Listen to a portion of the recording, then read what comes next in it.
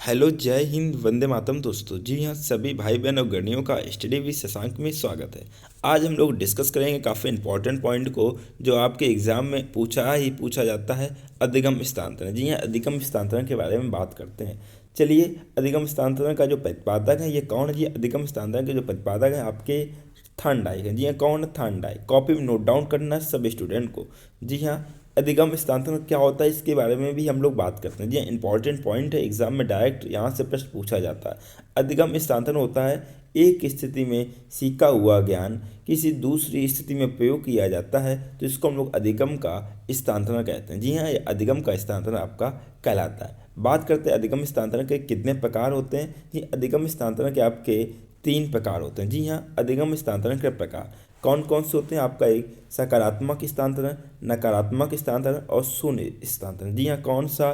शून्य स्थानांतरण। जी हाँ, ट्रांसफरिंग की बात है। सकारात्मक पॉजिटिव ट्रांसफर होता है आपका जो सीखा हुआ ज्ञान, एक निगेटिव होता है, एक आपका शून्य होता है। पॉजिटिव किस तरह से होता है इसके बारे में भी हम लोग बात करते हैं। सकारात्मक स्थानांतरण क्या होता है? जी हाँ, जब एक स्थिति में सीखा हुआ ज्ञान किसी दूसरी स्थिति में सहायक होता है तो इसको हम लोग सकारात्मक स्थानांतरण कहते हैं। कैसे कहते हैं? जी हाँ, साइकिल चलाने वाला स्कूटी आसानी से सीख लेता है क्योंकि उसकी जो बैलेंसिंग है वो साइकिल चलाने में, स्कूटी में कामगार ज़्यादा होती है या स्कूटी चलाने में उसको सहायता पहुंचाती है। जो बैलेंसिंग होती है सबसे ज़्यादा साइकिल में क्या होता है, हम लोग छोटे हुए बचपन में साइकिल चलाते तो बैलेंस नहीं कर पाते हैं। पर ये तो सब कुछ चला लेते हैं, पैडल मारते हैं, लेकिन बैलेंस नहीं कर पाते। लेकिन जो बैलेंसिंग है वो साइकिल चलाने हम लोग को आज सीख जाते हैं, वह स्कूटी में भी काम आती है। तो ये आपका कहलाएगा आपका सकारात्मक स्थानांतरण। नेक्स्ट पॉइंट आपके सामने है जिसको हम लोग बोलते हैं नकारात्मक स्थानांतरण या प्रतिकूल स्थानांतरण। जी हाँ, एक स्थिति में सीखा हुआ ज्ञान किसी दूसरी स्थिति में बाधा करता है तो इसको हम लोग नकारात्मक स्थानांतरण कहते हैं। क्या इसका एग्जाम्पल क्या है? जी हाँ, अमेरिका के ड्राइवर को भारत में ड्राइविंग करने में बाधा उत्पन्न होती है। जी हाँ, बाधा उत्पन्न क्यों होगी? क्योंकि जो भारत में जो ड्राइविंग होती है वो बाएं हाथ में हमेशा होती है। कैसे? लेफ्ट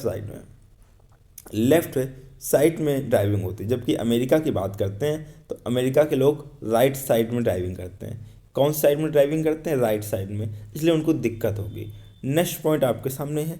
नेक्स्ट आपका शून्य स्थानांतरण। जी हाँ, शून्य स्थानांतरण का मतलब है कि एक स्थिति में सीखा हुआ ज्ञान न किसी दूसरी स्थिति में सहायक होगा न ही बाधा करता है। जी हाँ, आप कोई भी दूसरी चीज़ सीख रहे हैं तो आपका वो बाधा नहीं पहुंचाएगा, कोई डिस्टर्बेंस नहीं करेगा, कोई द्वंद्व आपके सामने नहीं लाएगा। किस तरह से नहीं लाएगा? जी हाँ, जैसे कबीर के दोहे हम लोग याद कर लेते हैं, अगर रहीम के दोहे भी याद करते हैं तो उसमें उतना ही समय लगेगा और दोनों एक दूसरे से चीज़ अलग है, इफेक्ट नहीं करते दोनों एक दूसरे पर। तो ये आपका कहलाएगा शून्य स्थानांतरण। एग्जाम में काफ़ी इंपॉर्टेंट पॉइंट है, एग्जाम में इनसे संबंधित प्रश्न अवश्य पूछा जाता है। बात करते हैं हम लोग वृक्क की। जी हाँ, अधिगम वृक्क क्या होता है? जी हाँ, वृक्क किसे कहते हैं? जी हाँ, जो हम लोग सीखते हैं, लर्निंग है जो अधिगम में सीखने के कम या फिर हमारा जो अधिक सीखते हैं ये शून्य सीखते हैं आदि को प्रदर्शित किया जाता है वृक्कों के द्वारा। जी हाँ, वृक्क मतलब चित्र के द्वारा प्रदर्शित किया जाता है। जी हाँ, कॉपी में नोट डाउन करना, कम, अधिक या शून्य। तीन ही चीज़ तो है, किसी चीज़ को हम कम सीखते हैं या फिर ज़्यादा सीखते हैं या फिर हम लोग बिल्कुल ही नहीं सीखते हैं। बात करते हैं अधिगम वृक्क की। जी हाँ, इसमें आपका जो सरल रेखी वृक्क बना। जी हाँ, कौन सा वृक्क बना हुआ आपका? सरल रेखी। इस तरह का वृक्क बना हुआ आपका सरल रेखी। जो इसमें जो अधिगम या सीखने की गति है एक समान होती है। जी हाँ, एक समान होती है। आप कंटिन्यूअस 2 घंटा पढ़ रहे हैं लगातार साल भर तो आपके जो अधिगम का जो आपका वृक्क बनेगा वो एक सरल रेखा में बनेगा। जी हाँ, कैसे बनेगा? सरल रेखा में बनेगा। नेक्स्ट आपके सामने है उन्नोत्तर वृक्क। इसमें क्या होता है? इसमें आरंभ में सीखने की गति फिर धीमे धीमे मंद हो जाती है। आरंभ में सीखने की गति तेज होती है फिर धीरे धीरे मंद हो जाती है। अब किस तरह से? जैसे आपका टेट का एग्जाम आने वाला था तो सभी लोग बहुत ही आराम से चीज़ें पढ़ते गए एकदम काफ़ी अच्छे से तैयारी कर रहे थे। जैसे देखा कि एग्ज़ाम आपका कैंसिल हो गया है या फिर एग्ज़ाम रद्द होगी परीक्षा, तो आप लोगों ने पढ़ना बंद कर दिया तो क्या हुआ? आपका जो सीखना की प्रक्रिया हो गई, लर्निंग प्रक्रिया हो गई, ये मंद हो गई, कम होती गई। फिर एग्ज़ाम आएगा फिर आप लोग पढ़ेंगे तो जो आपका सीखा और क्रिया आपकी बाद में जो आपने सीखने की जो प्रक्रिया है फिर वो कम मंद हो जाती है। इसको हम लोग बोलते हैं उन्नोत्तर वृक्क। जी हाँ, उन्नोत्तर वृक्क। नेक्स्ट आपके सामने वृक्क है नरोत्तर व्रत किसे कहते हैं? जी हाँ, नरोत्तर व्रत किसे कहते हैं? इसमें क्या, इसमें आरंभ में सीखने की गति मंद हो जाती है, बाद में धीरे धीरे तीव्र होती है। जी हाँ, आरंभ में सीखने की गति मंद हो जाती है, बाद में धीरे धीरे तीव्र होती है। इसका मतलब क्या है कि आपने कोचिंग स्टार्ट की, कोई या स्कूल गए, कहीं पहले अच्छा नहीं लग रहा है या पढ़ नहीं रहे, पढ़ाई लिखाई नहीं कर रहे, मौज मस्ती कर रहे हैं, लेकिन जैसे ही आपका एग्ज़ाम का टाइम आता है, जी हाँ, कैसा, कौन सा टाइम, एग्ज़ाम का टाइम आता है, तो आपकी जो पढ़ने की जो गति होती है वो तीव्र हो जाती है। तो इसको हम लोग बोलते हैं नरोत्तर, नरोत्तर व्रत। जी हाँ, क्या बोलते हैं? नरोत्तर व्रत बोलते हैं। नेक्स्ट आपके सामने है मिश्रित। जी हाँ, कौन सा है? मिश्रित चक्र। जी हाँ, मिश्रित चक्र किसका मिला जुला रूप है?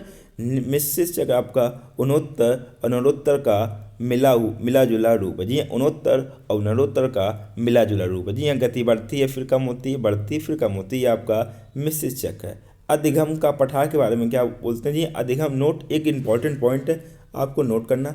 अधिगम का पठार किसे कहते हैं? अधिगम का पठार भी एग्जाम पूछा। जब सीखने की गति रुक जाती है, ना तो उन्नति होती है ना अवनति होती है, तो इससे हम लोग क्या कहते हैं? कॉपी में नोट डाउन करते हैं। इससे हम लोग क्या कहते हैं? इसे हम लोग अधिगम का पठार कहते हैं। जी हाँ, अधिगम का पठार कहते हैं। ये आप सीखने की प्रोसेस है, ना बढ़ रहा ना घट रहा, समांतर है केवल, तो इसमें ना उन्नति ना अवनति, तो इससे हम लोग अधिगम का पठार कहते हैं। डियर स्टूडेंट, ये हम लोग डिस्कस किए अधिगम के सिद्धांत हैं। एग्जाम में इनसे एक प्रश्न अवश्य पूछा जाता है, आपका कोई भी एग्ज़ाम, जी आपका सी टेट हो, यूपी टेट हो या फिर अन्य कोई एग्ज़ाम, इनसे संबंधित प्रश्न तो पूछा ही पूछा जाना है। इसलिए आप लोग कॉपी में नोट डाउन कर लीजिए, अच्छे से तैयारी कीजिए। कोई भी चीज़ की अगर समस्या और कॉन्सेप्ट आपको समझ में नहीं आया तो आप लोग कमेंट बॉक्स में बताइए, वो चैप्टर आपका कंप्लीट कराया जाएगा स्टडी से सांग के साथ में। और आपसे कहना चाहूँगा, जो भाई बहन यानी फर्स्ट टाइम क्लास से जुड़े हैं, अगर अभी तक चैनल को सब्सक्राइब ना किया, चैनल को सब्सक्राइब कर लें तथा बेल आइकन प्रेस कर दें। आप लोग खुशहाल रहिए, मस्त रहिए, अच्छे से तैयारी कीजिए, अच्छे नंबर लाइए, एक सरकारी सीट प्राप्त कीजिए। इसी के साथ में आपसे मुलाकात होगी नेक्स्ट लेक्चर में। तब तक के लिए जय हिंद, वंदे मातरम दोस्तों।